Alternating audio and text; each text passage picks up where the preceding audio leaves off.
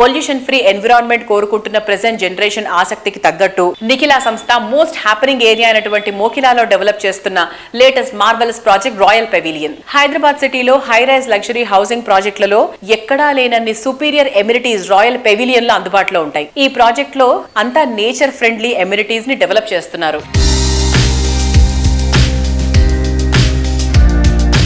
Hi Srinivas గారు, ఎలా ఉన్నారు? గుడ్.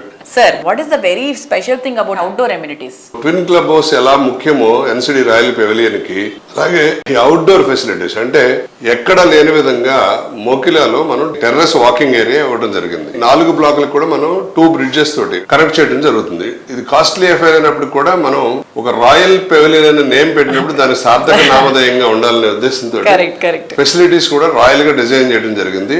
ఈ టెర్రస్ వాక్ ఏరియాతో పాటు టెర్రస్ ని మనం ప్లాంటేషన్ తోటి గ్రీన్ జోన్ కింద కవర్ చేస్తున్నాం. అపార్ట్ ఫ్రమ్ దాట్ మనం టెర్రస్ పార్టీ ఏరియా కూడా ఇవ్వడం జరిగింది. Terrace barbecue area, single golf course, అలాగే ladies kitty party area terrace మీద. ఈ ఏసీ జిమ్ లో బోర్ కొట్టినప్పుడు ఓపెన్ జిమ్ లో చేయడానికి టెర్రస్ మీద కూడా ఒక జిమ్ ని ఓపెన్ జిమ్ ప్రొవైడ్ చేస్తున్నాం. అది టెర్రస్ కి సంబంధించి. అలాగే మనం పోడియం పార్కింగ్ టాప్ లెవెల్ లో మళ్ళీ వాటర్ బాడీస్, చిన్న చిన్న వాక్ ఏరియాస్, ప్లే ఏరియాస్, గజిబోస్ ఇస్తున్నాం. అంటే రిలాక్సేషన్ ఏరియా లాగా. అది సెకండ్ లెవెల్. థర్డ్ లెవెల్ మనం గ్రౌండ్ లెవెల్లో షటిల్ కోర్ట్స్ ఇవన్నీ ఇస్తున్నాం. వీటితో పాటు వాకింగ్ ఏరియా ఇస్తున్నాం. మళ్ళీ సైక్లింగ్ ట్రాక్ ఇస్తున్నాము, జాగింగ్ ట్రాక్ తో పాటు. అలాగే చిల్డ్రన్స్ కి ఒక నేచర్ ని అలవాటు చేయడం కోసం సపోజ్ మడ్ పాట్స్ తయారు చేయటం, అలాగే కాంపోస్టర్ ఎలా తయారు చేయాలి, ఇలాంటివన్నీ కూడా నేచర్ కి సంబంధించిన విషయాలు కూడా నేర్పడానికి ఒక ప్లేస్ ఐడెంటిఫై చేసి ప్రొవైడ్ చేస్తున్నాం. వీటితో పాటు పెట్ పార్క్స్, పెట్ లవర్స్ అందరికి కూడా, అంటే terrace, podium top level and ground level 3 లెవెల్లో కూడా అన్ని రకాల అవసరాలని ఐడెంటిఫై చేసి అడ్రస్ చేస్తున్నాం.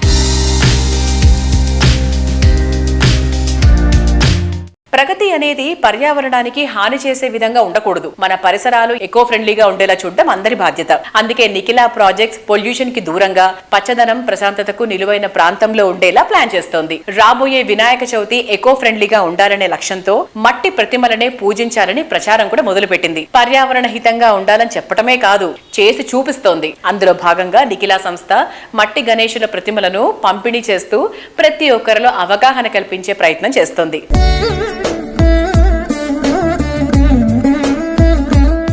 ఎన్సిడి వారు ఎప్పుడు కూడా సమాజ హితం కోరి పర్యావరణ పరిరక్షణ కోసం అనేక రకాల కార్యక్రమాల భాగంగా మొక్కలు నాటడం, అలాగే స్కూల్స్ కి కావలసిన వివిధ రకాలైనటువంటి సిస్టమ్స్, బుక్స్ అన్ని ప్రొవైడ్ చేయటం, మరియు మారుమూల ఉన్నటువంటి పల్లెలకి రోడ్డు ఫెసిలిటీ ఏర్పాటు చేయటం, ambulance and final journey vehicles provide చేయడంతో పాటు ముఖ్యమైన విషయం, మన వినాయక చవితి సెలబ్రేట్ చేసుకునేటప్పుడు అందరూ ప్లాస్టిక్ విగ్రహాలు, ఇతరితర మెటీరియల్ తయారు చేసిన విగ్రహాలు వాడుతున్నారు. దాన్ని అవాయిడ్ చేయడం కోసం ఎన్సిడి గత 9 సంవత్సరాల నుంచి నిర్విరామంగా మట్టితో తయారైన విగ్రహాలను తయారు చేసి ఒక కాలనీకి 500 నుంచి 1000 విగ్రహాలు ఉచితంగా పంచిపెడతం జరుగుతుంది. ఈ కార్యక్రమంలో భాగంగా అందరికీ కూడా విజ్ఞప్తి ఏంటంటే, మట్టి విగ్రహాలను మాత్రమే వాడండి, పర్యావరణాన్ని రక్షించండి, మన బాధ్యత మనం నిర్వర్తిద్దాం, పర్యావరణాన్ని కాపాడదాం. మీకు ఎవరికైనా ఉచితంగా విగ్రహాలు కావాలంటే కూడా మమ్మల్ని సంప్రదించినట్టయితే మీ కాలనీలకు కూడా మేము పంపించే ఏర్పాట్లు కూడా చేస్తాం.